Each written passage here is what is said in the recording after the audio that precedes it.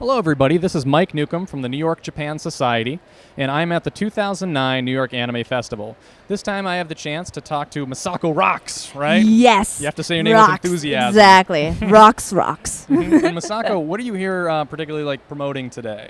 Today, I'm promoting my 3 books. Biker Girl, Rock and Roll Love, and Detective Jermain Volume 1. And luckily, Kinokuniya Bookstore, they're really helping me. So they carry my books, and I'm running panels, and tomorrow I'm going to do more autograph. Nice. And selling prints too. Yeah, and so you, this is your third graphic novel that you've written? Yes. Yeah, third. Yeah, third, right? Yeah, third. What can you tell us about it? Okay, my first one, Biker Girl. This is more fast action, a little cute first love story. And I was more focusing on maybe making a Japanese character in this book. And my audience was, a little young for this, maybe 7 to 13, that kind of age. And then my second one, so my Biker Girl and Rock and Roll Love, they're published by Hyperion. And the second one, Rock and Roll Love, this got really successful. This is based on my true love story and everything, because I used to be exchange student in Missouri from Tokyo. Yes. Wow. Culture just shocking. You know what I mean? I get so used to hang out with my friends and karaoke, going dance, but Missouri there's nothing. Right. So that kind of culture difference, and I met this boy. Is that the boy that is on the cover, portrayed on the cover? Yes. I got a huge crush on him. But I didn't know how to talk to him. I got really shy. So it's really teens up, down story. But also it's more talking about friendship and, how Japanese girl is adjusting herself to American culture. So I got a lot audience from even boy and girls a lot too. And this one picked as one of the best teens book list by New York Public Library. Really? Yeah. When was it published? It was published 2007. Wow. So yeah, 2 years ago. So that was really good. Yeah. But then I got I realized I live in this country, America, and I wanted to make a story about more American teens because they're not that much about, American teens comic. I mean, we have tons of manga. Yes. But exactly. So I went to a lot of high schools and junior high in this, New York and, Wisconsin where I used to live. And I researched about American teens, and thanks to them, I created this, wannabe detective girl story. Yes. So I think when you read it, you feel kind of more sympathy to these 3 characters. Right. Yeah. And so one of the big thing about your graphic novels and your writing, because you illustrate and you write it, correct? So one of the big things is that your work contrasts a great deal with what is traditionally seen in manga from a female perspective. How how can you elaborate on that? Because I love reading manga because I grew up with it, but also I love just the graphic novel in this country, and I noticed how can I mix just mix these styles together, because so many kids in this country, they want to be a manga artist, they want to be a voice actor, they love anime, but they just but also some of them, they are looking for some kind of new type. Yes. Which is, I think that's my kind of style. And actually, my books is really kind of popular even with the kids who are really into manga, but also kids who are just into graphic novel or never read comics. Right.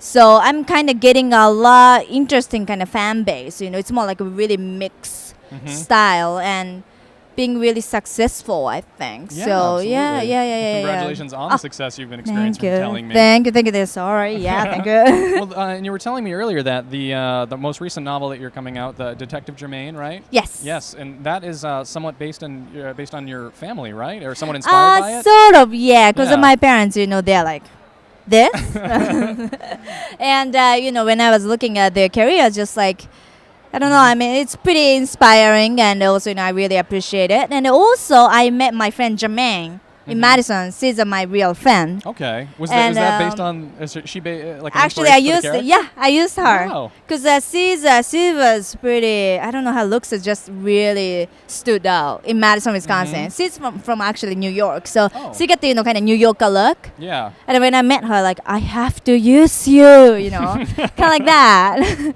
And then I just I use the appearance, but also I'm really into sort of like a Victorian style fashion too. So I mix with like this classic retro fashion, but really hip style, like these like nowadays I guess teen style too. And also, I guess my experience, who grew up, who are raised by my parents. You know what I mean? So yeah, of course. These kind of stories got together, and I started creating. And so you know, now that you are here in America, especially, and you've been living here for quite some time now, right? Yeah, almost 10 years. Almost 10 years, yeah. And so, and you've been part of the graphic novelist community. Is there any particular graphic novels that you like as just a fan yourself? Oh, yes. I'm a really big fan of my friend who's really successful. He actually influenced me a lot in a style story way too. His name is Craig Thompson. He did a Goodbye Chunky Rice, and also he did Blankets. Just phenomenal. It's just amazing, beautiful book. Right. And when I read his book, just I don't know, I couldn't stop, crying and just it was so like. It is pretty moving too. Yes, yes. So he influenced me a lot too. But also I really love Daniel Close. Ghost World and 8 Ball. He's just a sense of humor. It's pretty cynical. I really love it. Yes, it is very cynical. Yeah.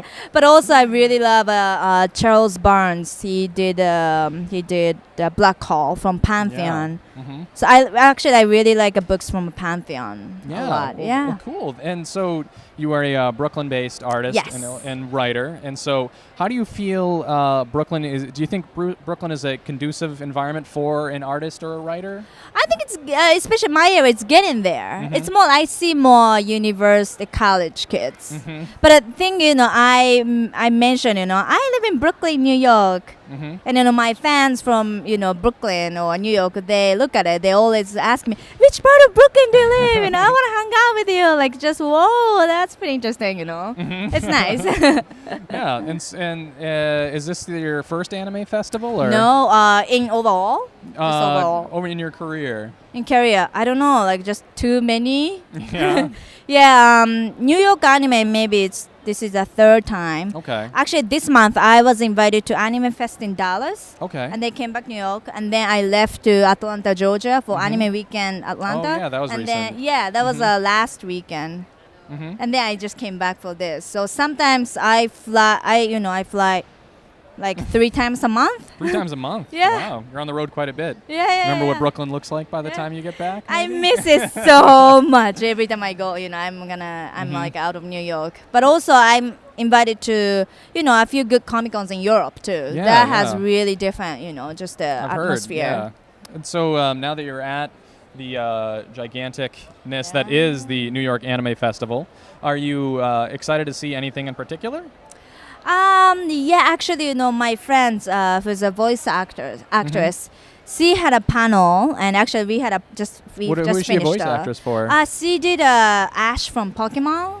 Main character, the boy, and she's gonna have a more panel and also do auction too. So I like to check it out that too. Oh, nice. And I have some like vendor friends too, so I like to check it out there. Yeah, of course. Products too. Yeah, and so that was Misako Rocks. Yes. Right? Rocks with enthusiasm. Rocks. And speaking with me, Mike Newcomb from the Japan Society of New York at the 2009 Anime Festival. Please check out Misako Rocks' books. Yes. Like Biker Girl, Rock and Roll Love, and Detective Jermain. Yes. And thank you very much. Would you have anything to say in thank closing? you so much. You're welcome. Thank you. Thank you for watching. Thank you.